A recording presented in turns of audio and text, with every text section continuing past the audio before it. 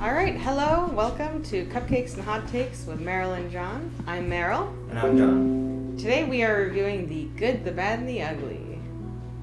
Yes, a classic Western. Yep, probably one of the most iconic Westerns. What do you think? Yes. I don't know what else I'm supposed to say to that. Sorry. But, So, synopsis. What is this film about? It is a spaghetti Western about three titular characters. Basically, you can refer to them as the good, Clint Eastwood, the bad, the character named Tuco, and the bad is Angel Eyes. Yes. I'm sorry. My mistake. And the ugly is a guy named Tuco. Which I don't understand why they call him the ugly. I don't think he's that ugly. It's low-key kind of racist because he's definitely the most Mexican. I mean, he's the ugliest out of them three. I guess, but he's not anyway. But, They go chasing a treasure in New Mexico back in the old Western days. Yeah. So quick question. What is a spaghetti Western? Spaghetti Westerns refer to films made in the 60s and 70s. Basically, a bunch of Italian people saw, like, Westerns made in America and were like, I want to do that. And so they just started making Western movies in Italy. So they call them spaghetti Westerns. It's very odd to think of, like, a bunch of Italians being like, I want to make a movie about the West and the cowboys and the Indians. I mean... I don't know why the trend happened, but it's a classic spaghetti Western. I see. Well, yeah. I mean... So something about spaghetti Westerns that is different than regular Western movies is that their characters are more nuanced. In classic Westerns, you're seeing, like, the titular character being very morally good, perfect, never does anything wrong, and then the bad guys are bad guys. And so this one, you see a more nuanced character where the good guys does bad things sometimes, bad guys do good things sometimes, and it's more interesting. Yeah, it's not so much black and gray. Exactly. Or black and white. Exactly. You want to go into the intro a little bit? Yeah. So...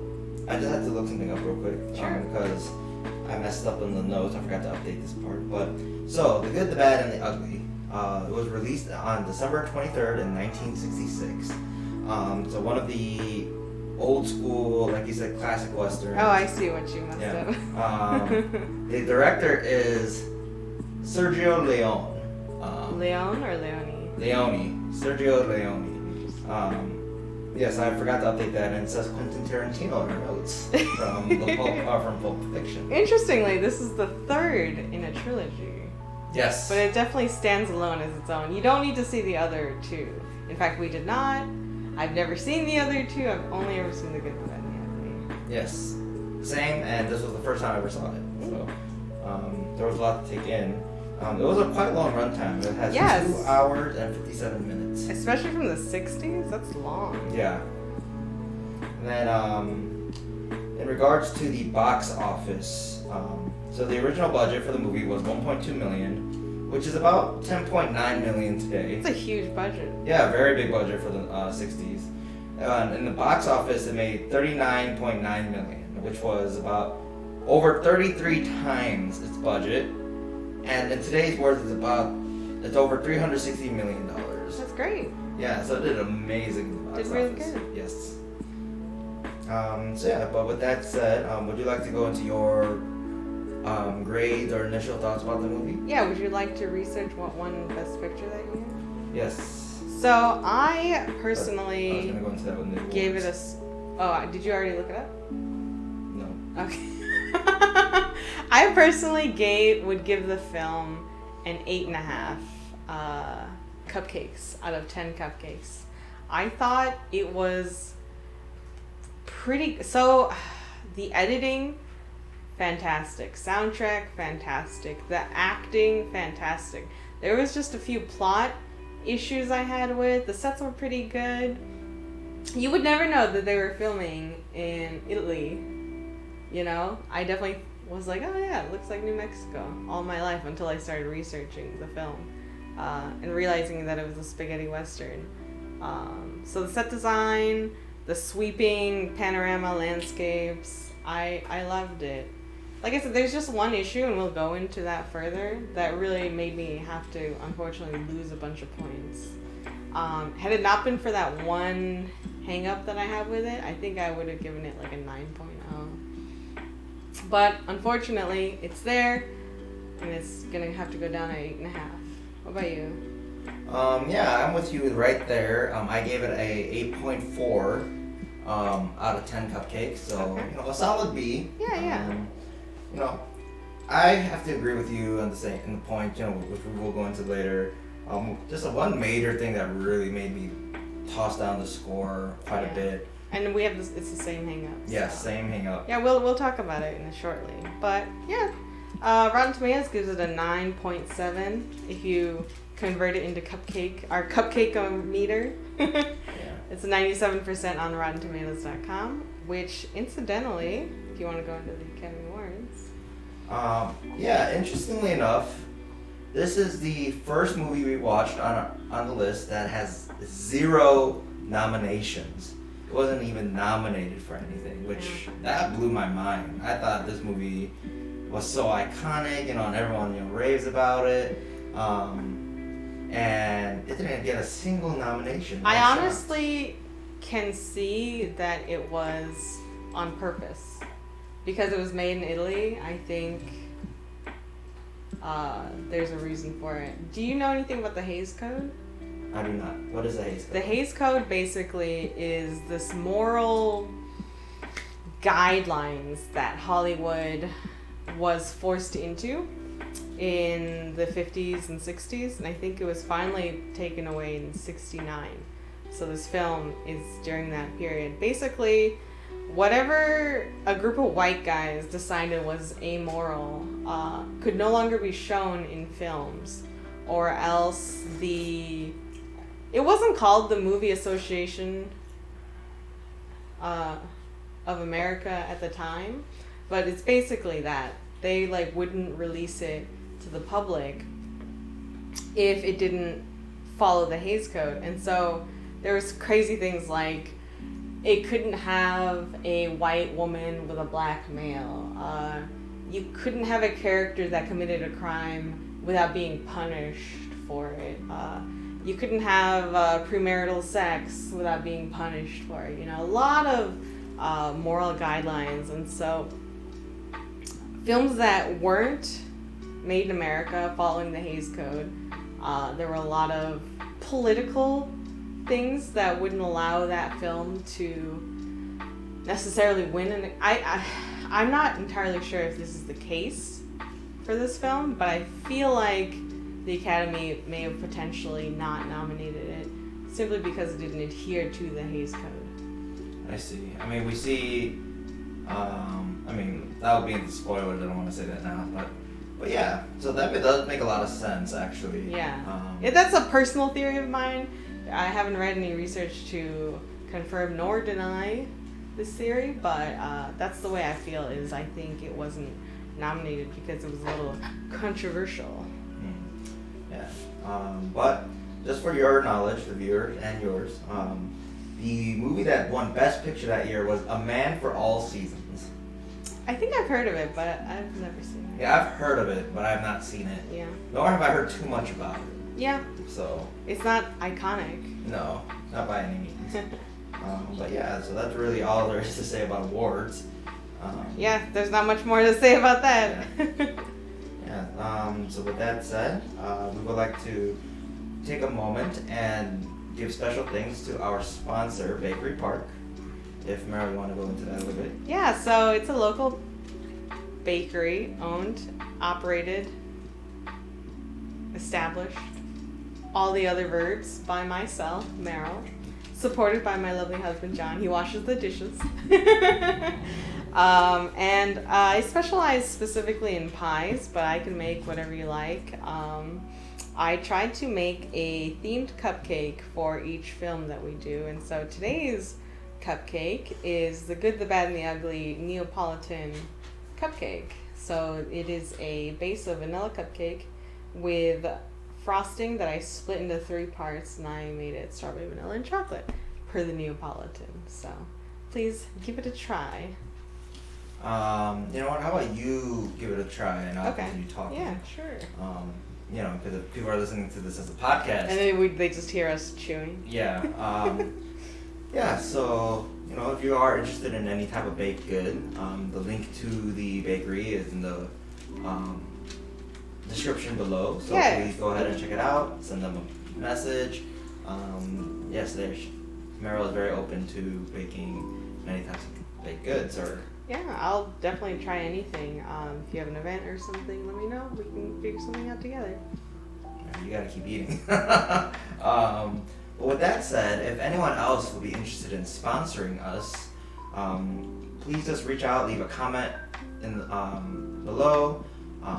You can email us or any way, shape, or form to contact us. We are always open to new sponsorships. Keep in mind we will need to review what you are as a company before we accept any final sponsorships. But yes, we are open and willing, and yes, we would love any new sponsors. But with that said, Maral how is the cupcake? It's very sweet. I think I put a little too much frosting. I was just really trying to get lots in all 3 flavors, and so I think I put a little too much frosting, but it's definitely vanilla, strawberry, and chocolate. Okay. Please proceed in having a bite, and I will move forward. So, the opening. It is pretty iconic. It's got the theme song that wah wah wah, which I love, by the way. Fantastic choice. I looked a bit into how they made that sound. It is like partially vocal, partially instruments, because I always wondered, how did they make that noise? What did they use to make that noise? And so it is a singer, if you were curious. And it's very like stylistic, you know what I mean? Like it had a great style to it. Oh, you just finished off my cupcake? Yeah, just for the sake of time. So yeah, it was great. It introduces all 3 of the characters, the good, the bad, and the ugly, very well, very interestingly. It starts with like sweeping landscapes of the area, which I love. It's got great editing in that like it's fast paced. There's like 3 characters, I believe, that walk into like a saloon, and the ugly like busts out the window.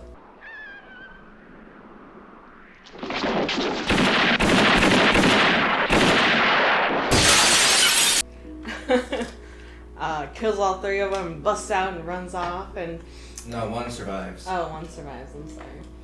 And the way they introduce them is very interesting too, because they have the script. Yeah, before we get into this, we would like to warn you all, since Maral started talking, that there will be spoilers moving forward. Well. So if you would not like to be spoiled, please stop watching us, pause, do whatever you want, go watch the movie. Keep in mind it is a 3-hour movie. So I believe it's rated PG-13. I don't see why it would be rated R, just from the content of the movie. But yes, go ahead and watch it. It is one of those movies that I suggest you do watch, personally. It's because it's so iconic and just so culturally, used in all different types of media. So, like I said, I recommend you do go watch it. Yeah, I think it's a masterclass in editing. Mm-hmm. Yeah. But, sorry. Back into it. They have this very modern introduction to the characters. Like, they'll bust in and then it'll freeze on that character, and they have the title card of their position, the good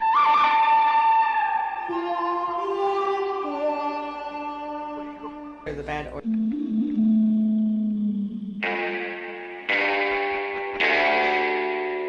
the ugly.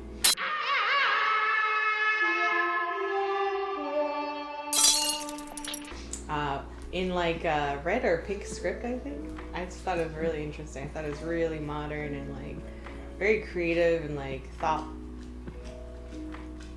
thoughtful for the time. I don't know. It's just like, it was great seeing something that still stood up so well from 1966. And I also love that there's like really no dialogue. They just get into it and it's fast paced. It's just, you know, you just enjoy it. Yeah, before we get into that, again, I want to go back to the intro of the movie. I don't know if anyone remembers, but back in the day, the movie would just have, you know, like the theme song playing and just have directed by, starring, and, you know, executive all the intro producer. credits. Yeah, the intro credits. I thought that was amazingly well done. I loved it. As you said, the music was great. You know, classic. Great. It was really gritty, right? Even just like the intro credits, right? You know, it was really gritty. It was, you know, just very Western vibe. You came to the movie wanting something, and within the intro credits, you knew what you were gonna get it. You're delivering. Yeah, you're like, yeah, I came to see kick-ass Western. This is gonna be a kick-ass Western. You know, you weren't disappointed right from the get-go before any characters or anything even happened. Yeah, so that was really well done. Great pacing. Yeah. And you know, something else that you kind of, you know, talked about, the fact that no one speaks. Fun fact, first time anyone says a word is at 10 minutes and 37 seconds into the movie. Yeah. Why don't we? Huh. Yeah. And you don't even know it. You don't even realize. Yeah, I loved it. You know, it builds that intensity, that confusion, you know, because you don't have any idea what's going on, right? And, you know, so it just adds a lot of intensity and confusion. You're just like, oh my God, what's happening? What's happening? And then finally someone starts talking, and it gives you like a breath of fresh air, like, oh, okay, someone's talking. Oh, if you saved your breath, I feel a man like you could manage it. Finally, thank God. But it sets up the characters and the setting and the story so well. You don't even need words yet. Vern, where's your stick? Did you eat it? Yeah, he ate it all. Sorry, you were saying? I was just saying, you don't need words. Everything that needs to be known is known. Yeah.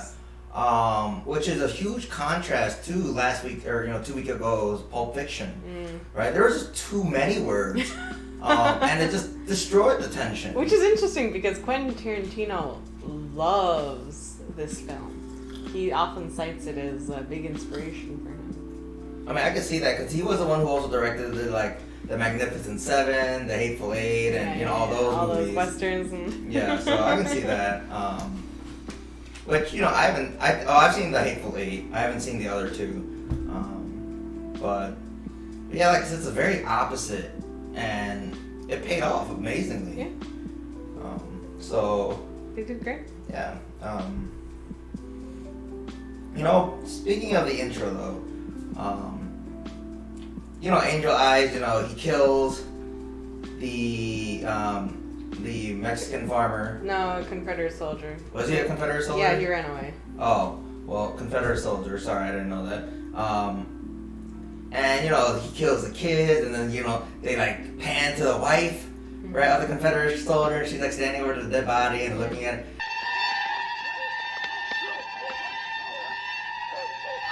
I thought the wife was going to come back later. Me too, like, for sure. I'm like, okay, I got to remember who she is, right? And then, like, every time I saw a female on the character screen, I'm like, that's not her. That's not her. Where is she? That kind of segues into the Bechdel test. Yeah. So, obviously, this is a pretty manly man movie. It's about 3 male main characters. It obviously fails the Bechdel test. I believe there's one named female character named Maria. Is she the prostitute? Yeah. Yeah. So, that's it. The Confederate soldier had a wife and she was there. But number 1, she never speaks. Number 2, she's not a named character. She's like just the wife. Maybe she has a name in the title card, but it's different. Yeah. Yeah, I agree. And so it does fail the Bechdel test, but it is 60s, so you're not gonna see like a feminist icon movie. Hey, Audrey Hepburn was in the 60s. I'm just saying, you know. Yeah. My Fair Lady? You calling that a feminist icon movie? Anyway, what are you gonna do? It's a product of the times. Go into it knowing what it is. Yeah. Yeah, there aren't too many famous cowgirls back then. How dare you? I said not too many. Forget about Kissin' Kate Barlow. She's fake. She's fictional. I know, it's a joke. Kissing Kate From Barlow. Holes. Yeah, from Holes. You better know this. Iconic. Yes, iconic indeed. And hot. Woo! Oof, yeah.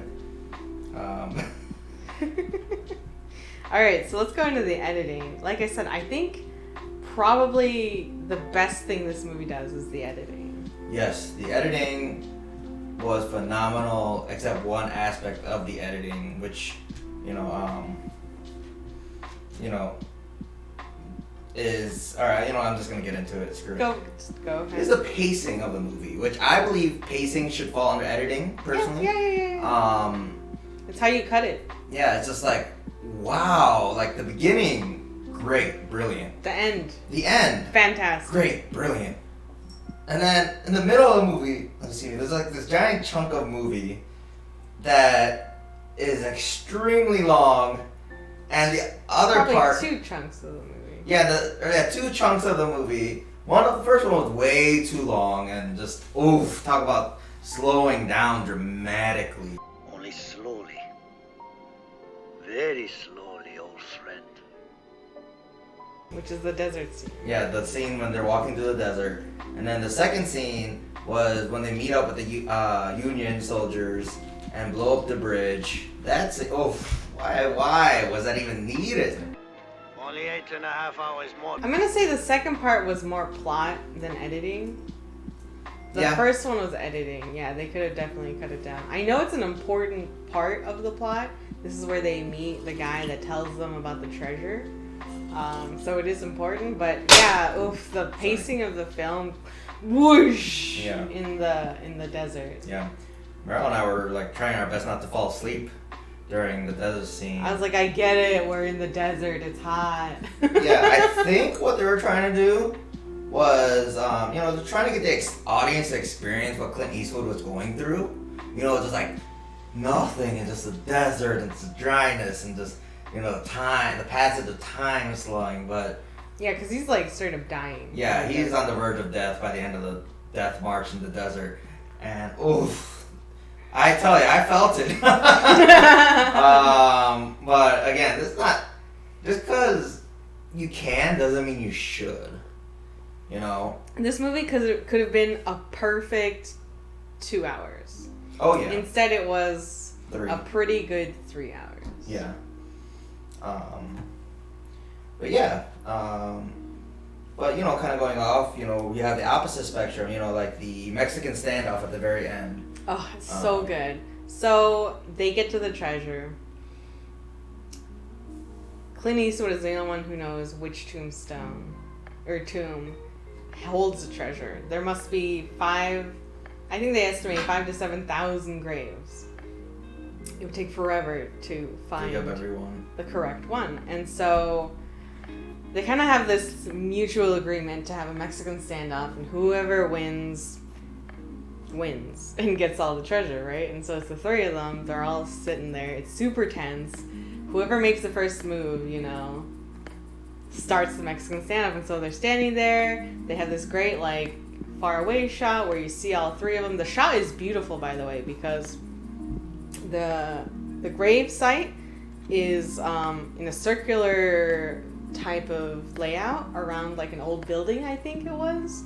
And so like you can see like the circle of the old building that they're standing in, and all the graves are surrounding them. And so they take like this great pan out shot, and you can see all 3 of them. And then they pan in, and they're shooting back and forth between all 3 of them, back and forth. Not a word is said. The music is going. Then shots of their guns, shots of their hands, shots of close up to their faces. Their eyes are darting back and forth. It's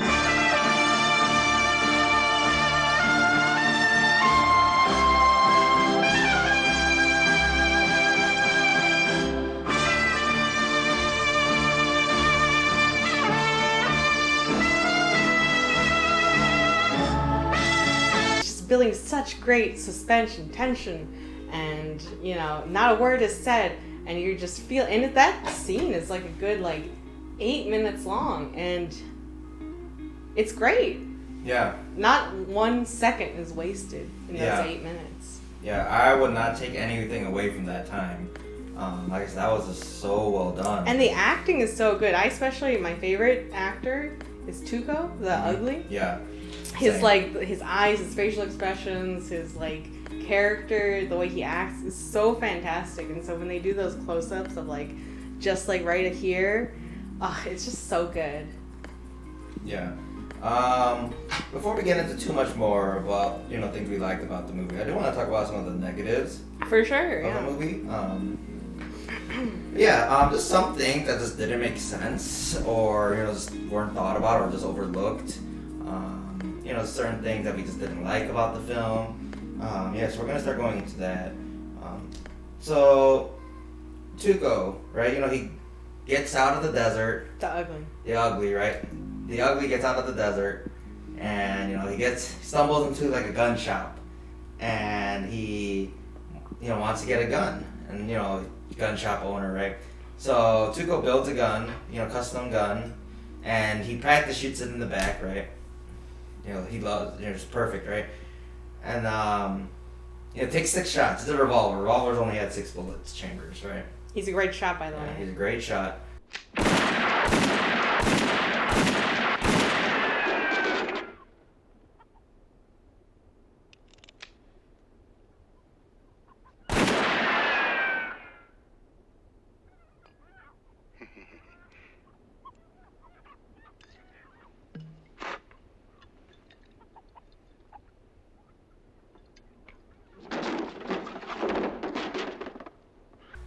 And then Tuco said, "Okay, give me another bullet."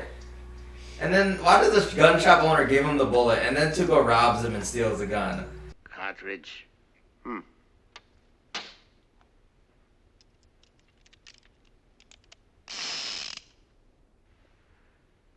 How much? $20. No. $50. How much? $100. $200. It's all I've got. Here.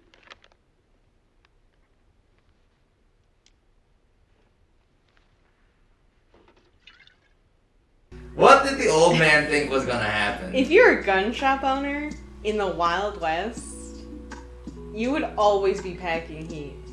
I don't care that he was an old man. I don't care that he was about to close his shop and he was like, "Oh no, I'm closing." If you were a gun shop owner at that time, you were packing and you were a good shot. Yeah. You weren't about to get bullied by some random dude. Yeah. and they took $200 from him. That's a lot of money. Yeah. This film is set in 1862. 1860s, yeah. Yeah, and so $200, that's a fortune Yeah. at the time. Yeah. So, like I said, I don't know what the old man thought was gonna happen. He only gave him 1 more bullet, too. Yeah, It's yeah. not like he gave him a whole box of new bullets or something. Yeah, so Just- it's silly. Yeah. Agree. Something else that didn't make sense was, so Tuco. And this is minor, by the way. Yeah, this is minor. Tuco, he gets betrayed by Clint Eastwood. The His Good. character's name is Blondie, the Good, but I'm just calling him by his real name, Clint Eastwood. I mean, it's not... Blondie isn't his real name. We don't know what his real Well, name we don't know what his real name is, but he's called Blondie. Tuco calls him Blondie, yeah. So Tuco tries to find, 3 people, a group of people he knows to help get revenge. Anyways, he walks into this cave or these ruins. Of these And- banditos. Yeah, and there's this pot of this big pot of water boiling, or with fire underneath it. So it looks like it's been there for a while. So the water is arguably pretty hot. And what Tuco does, he just reaches in with his hand, pulls out a potato, peels the potato, and just eats it like it's soft. So meaning it's been cooked.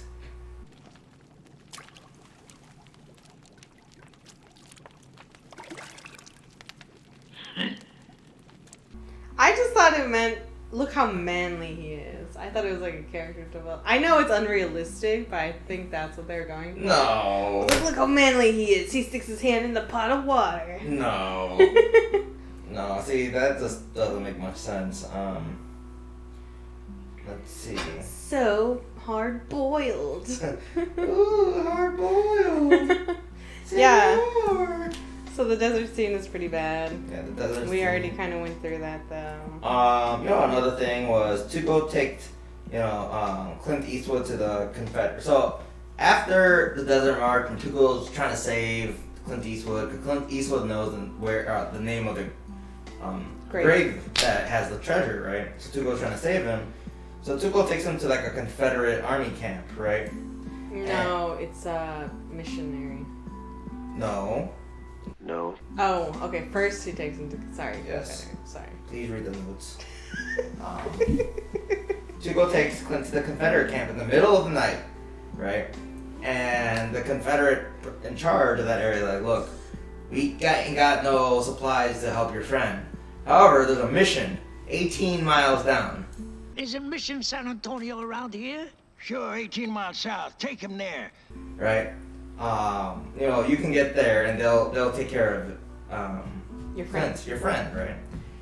It's only 18 miles, right? And they're on a carriage with 6 horses pulling on the carriage, right? Next scene, they're at the mission, and it's middle of the day. Like I said, You know how late at night they got to the Confederate camp? I looked it up. A horse-drawn carriage averages about 8 miles per hour. Wow. So they would have gotten there in max 3 hours. Yeah, max 3. So, and that was like middle of the night. Even if it was right before dawn, still would have been the morning that they got there. Let's see.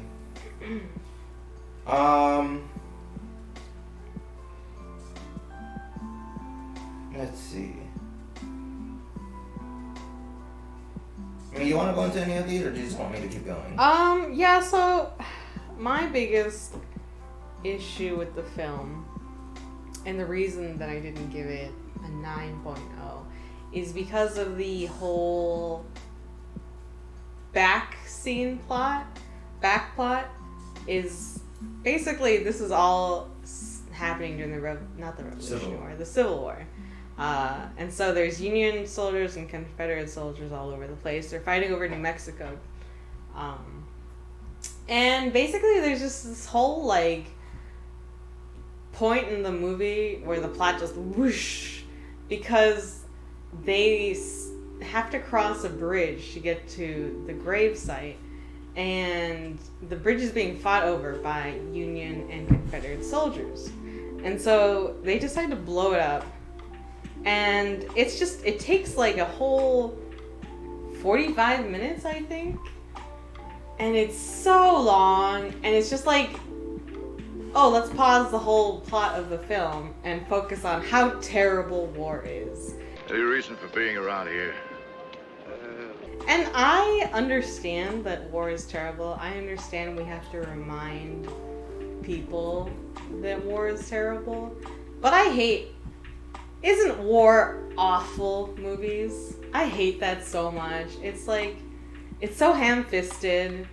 They talk about the futility of war, how silly it is that all these people are dying over a bridge. Stupid, useless bridge. How easy it was to just blow it up. And then, not only that, after that, they cross to the other side, and then there's a soldier all alone dying, a young kid, and they look at him, and they ease his passing as he dies, and they look at each other like, isn't war terrible?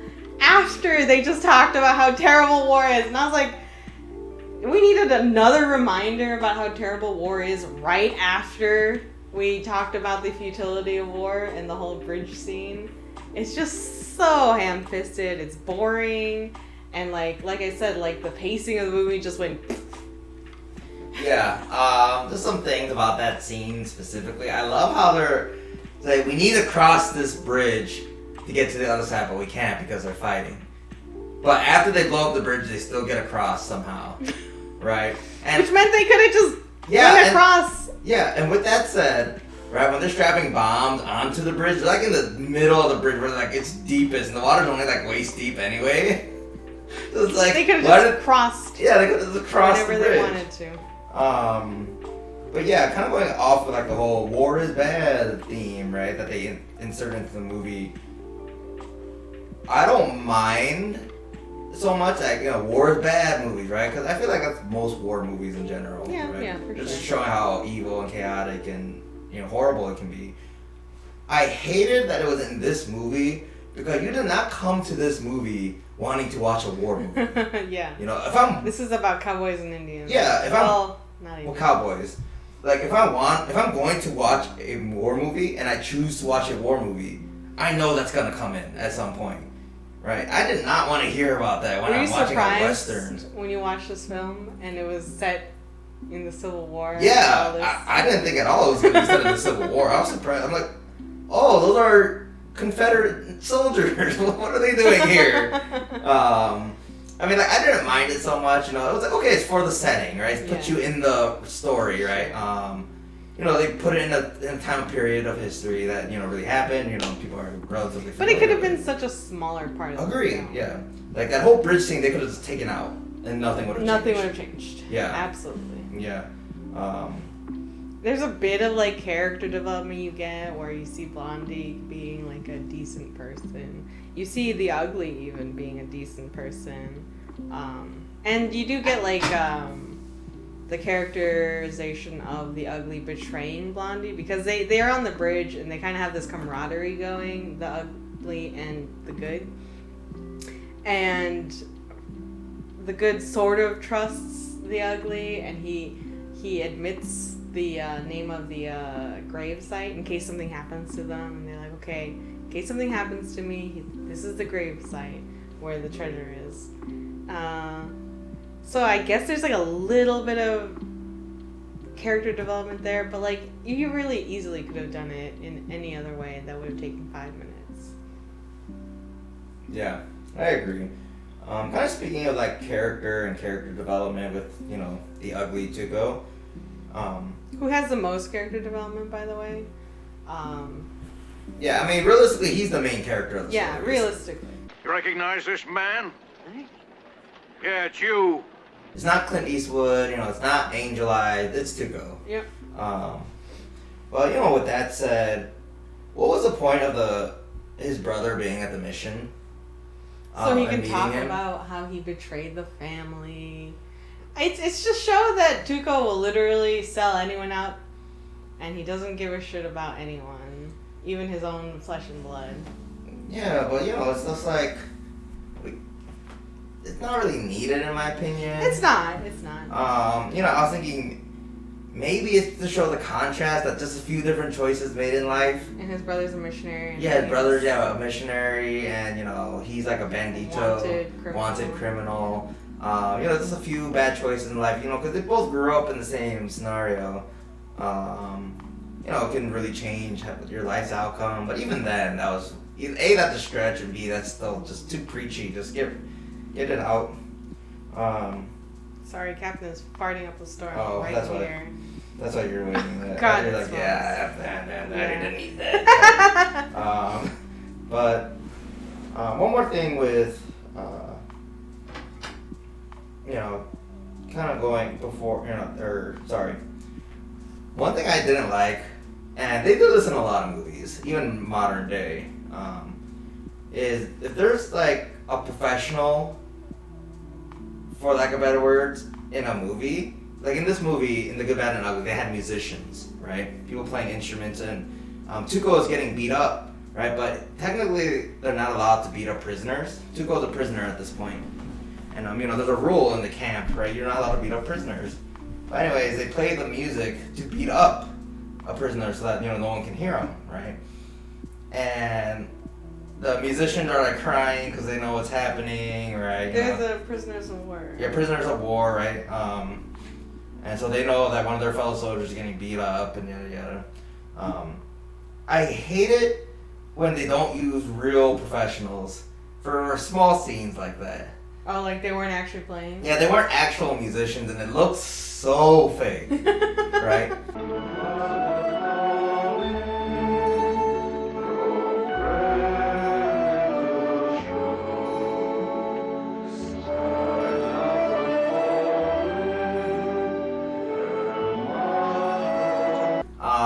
one thing to teach actors how to make it look real. Just get musicians. Yeah, but just get musicians. I mean, any musician, for the most part, knows how to look sad.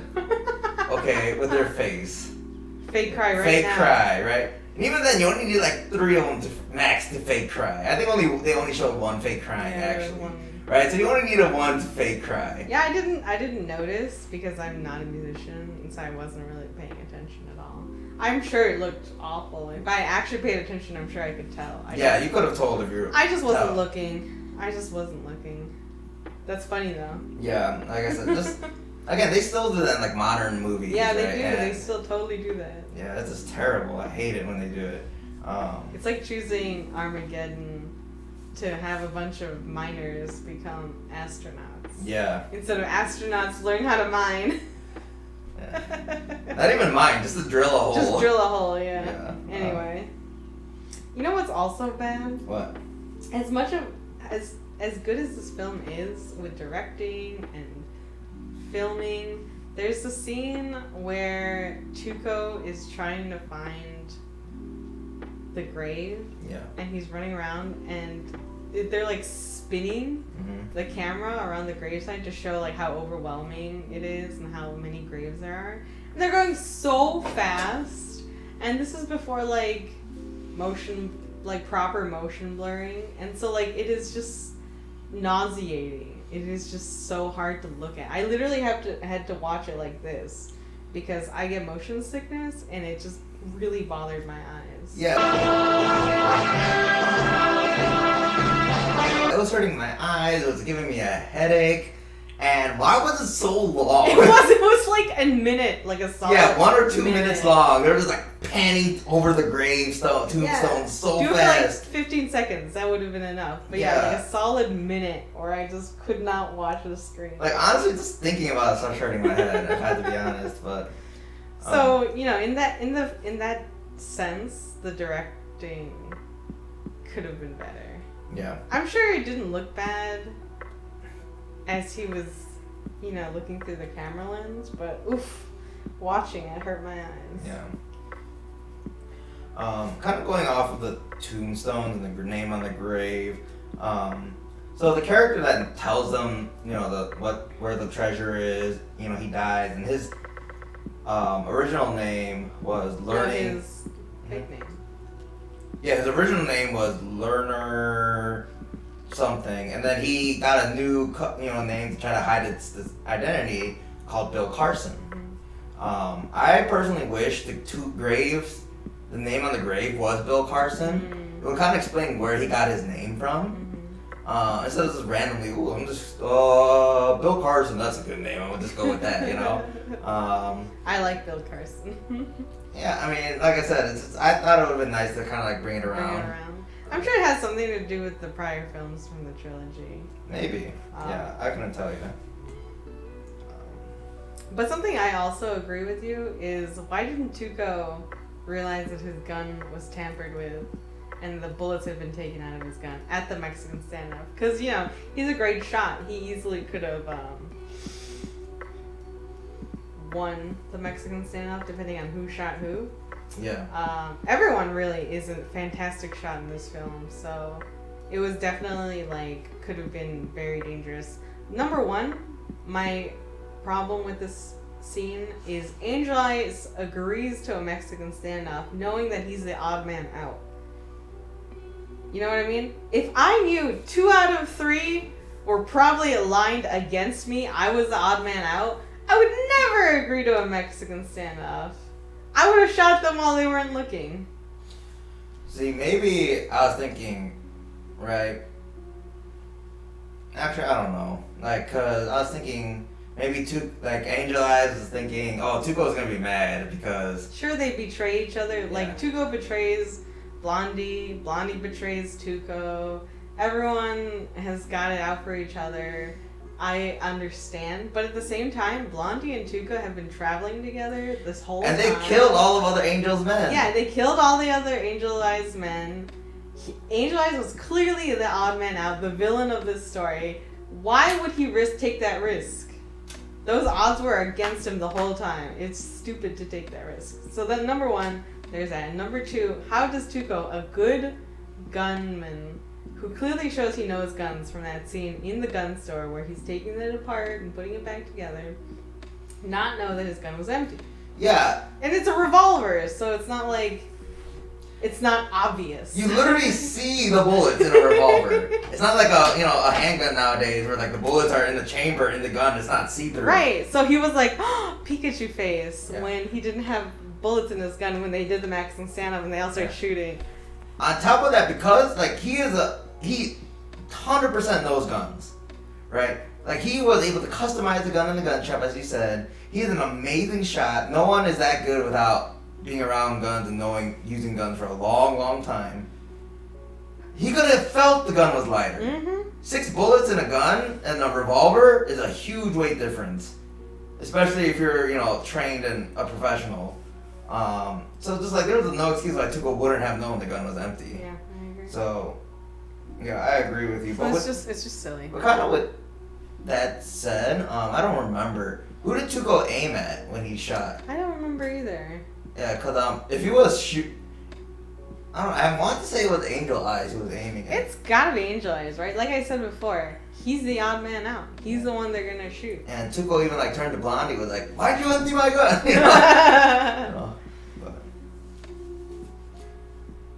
But yeah.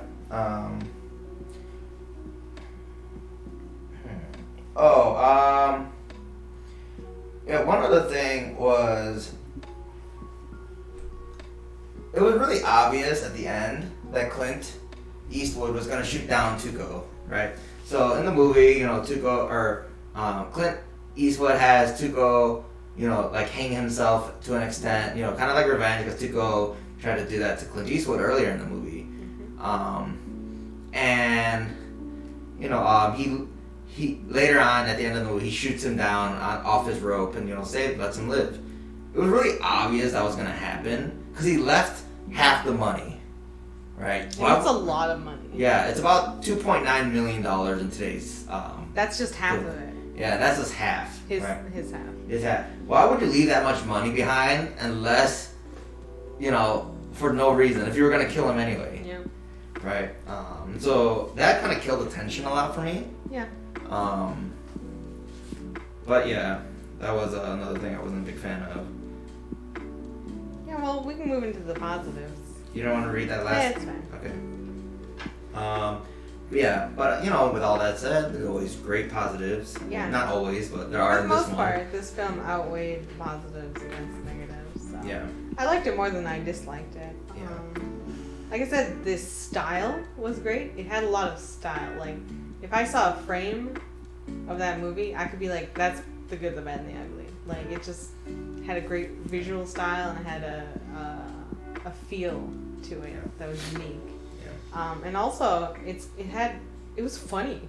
There were scenes where I chuckled and laughed because it's funny.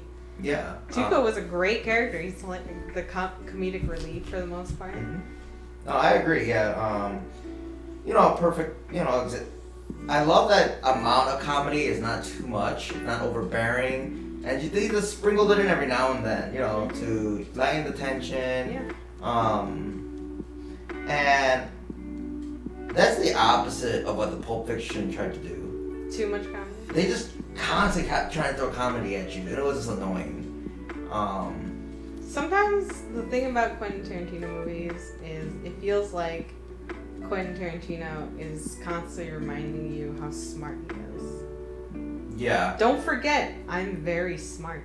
Yeah. And my dialogue is very witty. And I'm like, I get it. Yeah, there's things that you're supposed to know. If you're a big brain, then you can piece it together. But that's the well, okay. Anyway, that's that movie. Yeah, we finished that podcast. Let's move on. Kind of going back into like the comedy thing. One example I really liked was maybe skip that one, the first one. Tuco and Clint, they're traveling towards the gravesite, right? And they like look beyond and they see a couple of soldiers heading their way, right? Yeah. And they're all wearing gray. Yeah, and Clint is like, oh no, the Confederates or Union, right? Tuco sees them, their gray uniforms, like, oh, they're Confederates, right? And he's like, all hail Lee! Yeah, General Lee, right? Long live the South, right? Yeah. And South will come again. Yeah. Hey, wake up, you. The troops coming. Come on. Mother Gray.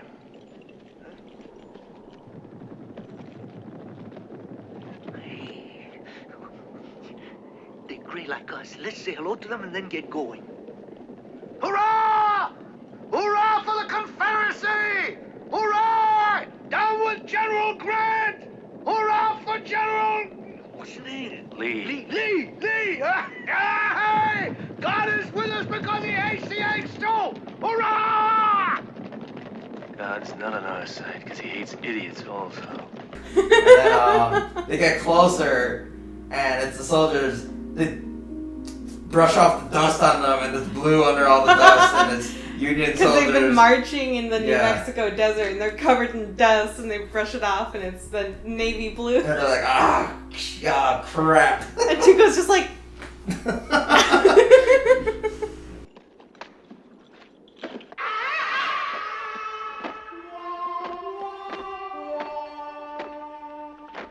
Up, 2, 3, 4. Up, 2, 3, 4. Up, 2, 3, 4. Up, 2, 3, 4. Prisoners of war!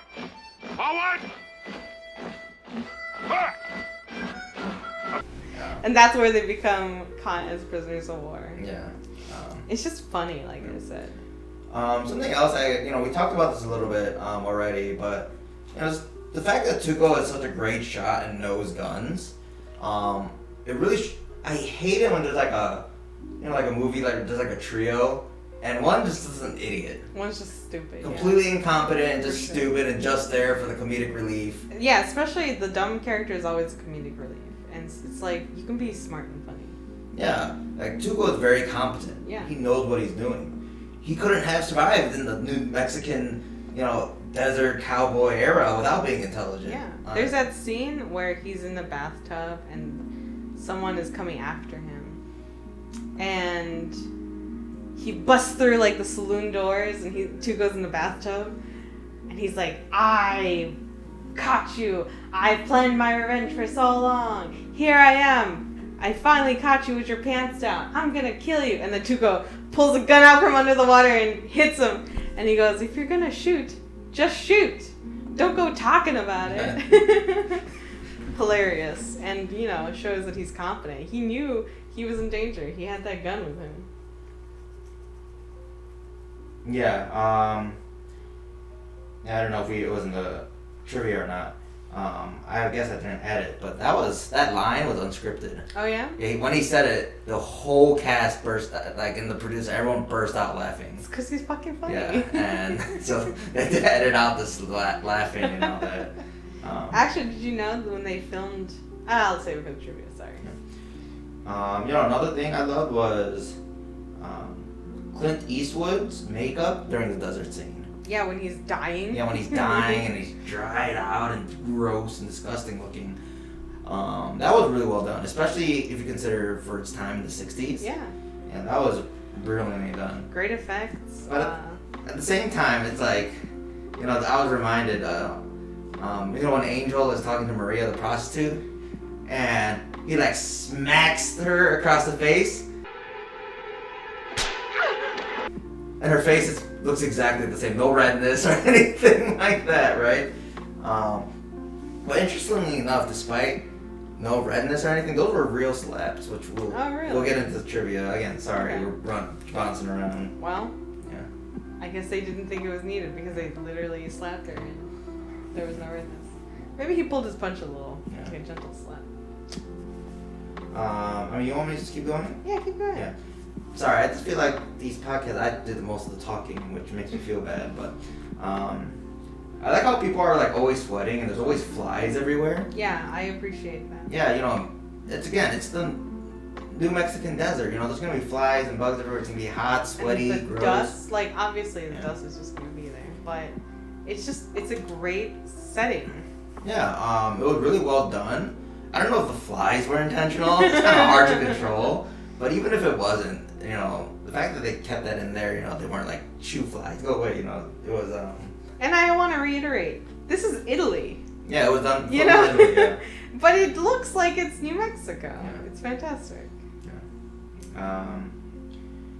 Oh, and going back to Tuco again. I love Tuco. I thought he was Best the main character. best character in the movie, hands down. Best acting as well. There's a lot of little things that they do that I really enjoyed. Like every time Tuco sees a dead body, he does the cross thing, right? Yeah. They never forgot that throughout the film. From like the beginning to the end, he's always doing it whenever he sees a dead when body. that kid dies, Yeah. and they're like, "Oh, isn't war terrible?" He finally passes away. Tuco goes, Yeah, yeah, it's who he is, and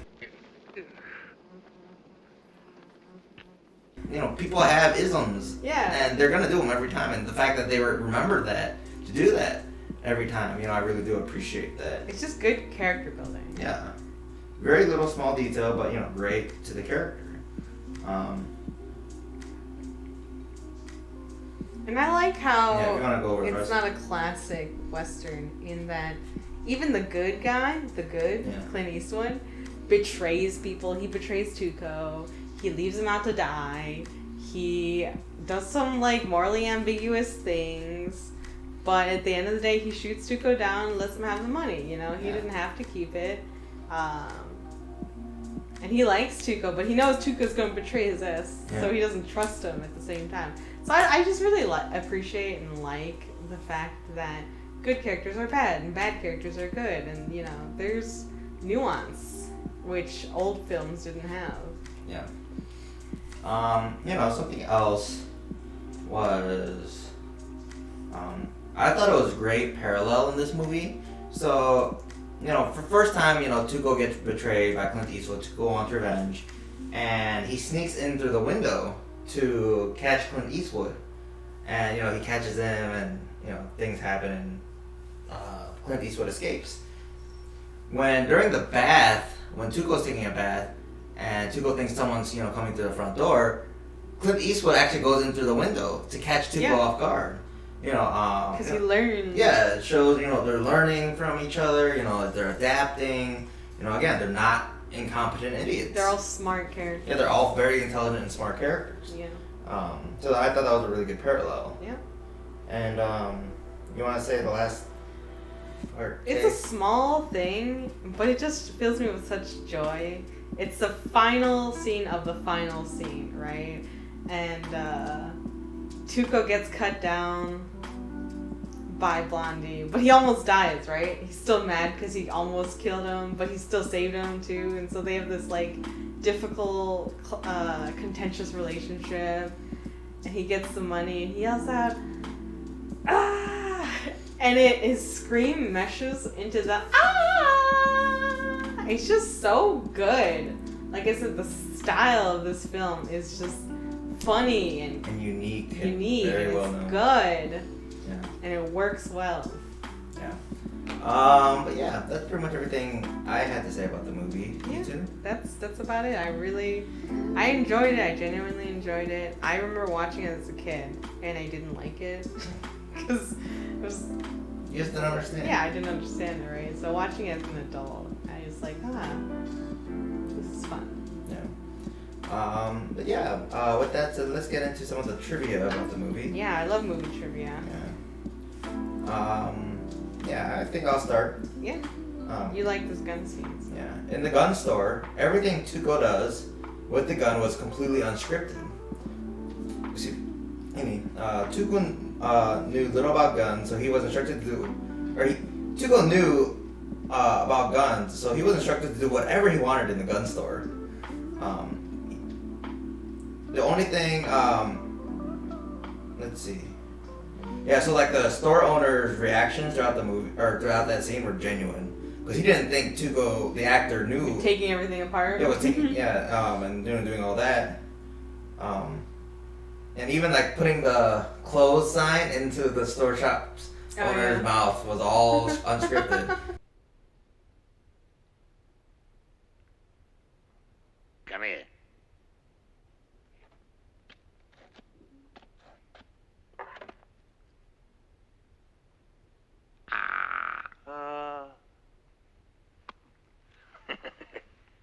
Eh? There's do what you want to do. That's funny. And so that was all really well done on the actor. That's why, like I said, this actor is my favorite. He did such a good job bringing this character to life. Yeah. Let's see. I'll read this one. Yeah, read so this one. there's a scene where Tuco is handcuffed to another dude who's here to like steal the money from him, and Tuco overpowers him and knocks him out. And he's still handcuffed to him, right? So he throws him onto the train tracks, and a train is coming. And so he's got his arm like really close to the tracks to cut the train. And it's a real train, and it's real handcuffs. And the director didn't want to use a stunt double. He wanted to be able to, when Tuco looks away, he wanted to capture like Tuco's face and show that it's really him, right? All in one shot. And so he assures the actor, Eli Wallach, it's totally fine. It's just going to be scary, but it's totally safe. But what the actor didn't know was that there was like a really low rail step that came like inches away from him, and he almost died. Yeah. And he was pretty mad about it. Yeah. But they got the shot. And he was saved. Back in the old days when there was no Yeah. OSHA and No. Yeah, I'll read the next one. So for the scene where Angel Eyes interrogates Maria the prostitute, right, for information. Yep. The actor Lee Van Cleef, he was appalled by the fact that he was required to actually hit Maria, who was played by Rada Rezimov. Sorry. And he complained, like, I can't hit a woman. Right? And Rezimov actually said, hey, don't worry, I'm an actress. You know, even if you slap me for real, you know, it's no problem. Right? But, you know, Van Cleef, you know, said, no, I can't do it. He refused? He refused to slap her. So, you know, they got a stunt double was used for the shots where she was slapped. I'd be like, I'm gonna get slapped anyway. If it's you or if it's someone else, it doesn't matter. No, and then later he said, you know, there are very few principles I have in life. One of them is I don't kick dogs. The other one is I don't slap women in movies. But kids. Kids. Yeah, so, yeah, that was, yeah, he refused. Also, I like how he specified, I don't slap women in movies. Yeah, I don't know what to tell you. Very interesting. I'm just kidding. I found this one funny. So the flag that they show has 50 stars on them back in 1862, when there should not be 50 stars. I believe Hawaii was ratified in blurb, the 1900s, and so... Basically, 97 years later was when they had the 50 flag, or 50 star flag. Oh, yeah. Yeah. So, false. Yeah. Oh, another, what are they called? Anachronism. Another anachronism is dynamite, which they used to blow up the bridge, was not invented yet. Hey. So, anachronisms. But I mean, it was 1966. You can't just, you know, Google when were dynamite invented. Yeah. So it's harder. Yeah. Also, for your interest, the treasure that they're chasing is $200,000. Number one, Tuco's highest wanted, what's it called? Bounty is $2,000. Oh, 3,000. 3,000, and Clint Eastwood was like, "You're not gonna go over $3,000." And second of all, that $200,000 in today's money is about $5.8 million. So it was a chunk of change. Yeah. Now you understand why they wanted it so bad. Yeah. And like I said before, it did not comply with the Hays Code. And in fact, the popularity of these movies that were being produced outside of America was kind of part of the reason why the Hays Code was disestablished in 1969. I mean, it should have been, from what you've told me. Like I said, it was a bunch of white men that sat together and was like, what do we not want to see? And so, obviously, homosexuality, like, it was bad. At least it's over. Yeah.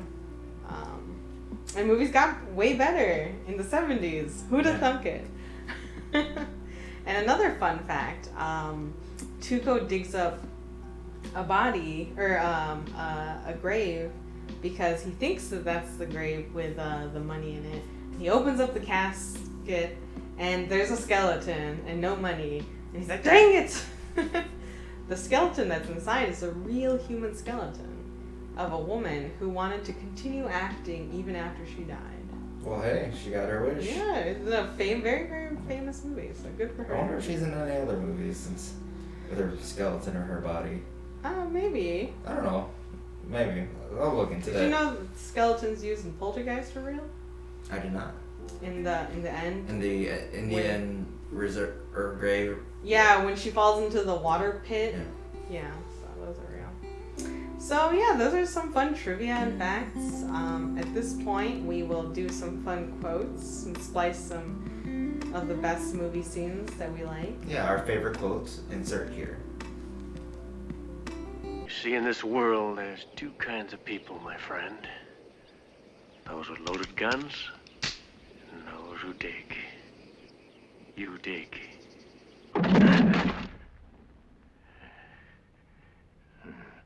I've been looking for you for 8 months. Whenever I should have had a gun in my right hand, I thought of you. Now I find you in exactly the position that suits me. I had lots of time to learn how to shoot with my left.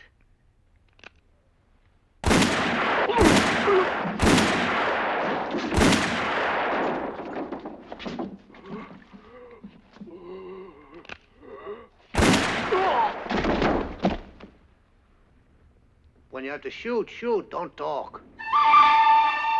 Hey, blood! You know what you are! Just a dirty son of a bitch!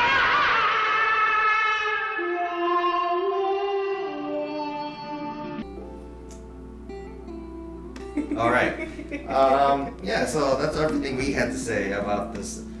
About the good, the bad, and the ugly. Is there anything else you wanted to add? No, I enjoyed it. I highly recommend if you're gonna watch a Western, this is the one to watch. Yeah, this one is up there. Another really famous one would be Tombstone. That came out in the 90s. That was at the last Great Western. Yeah, probably like the last great Western. But yeah, that's everything we've had to say. In that case, this has been Cupcakes and Hot Takes with Maral and John. She's Maral. That's John. Have a great night. Thank you so much. Like, subscribe, Yes. comment. Our next film that we'll be reviewing will be Fight Club, which we've both seen. Fight Club. All right. All right. Yeah. Deal with it, snowflake. Yeah. So come join us, and hopefully next week, or realistically in 2 weeks. Yeah. And yeah, we'll have our next podcast ready for you. All right. Thanks, guys. Thank you so much. Have a See great you night. later. Bye.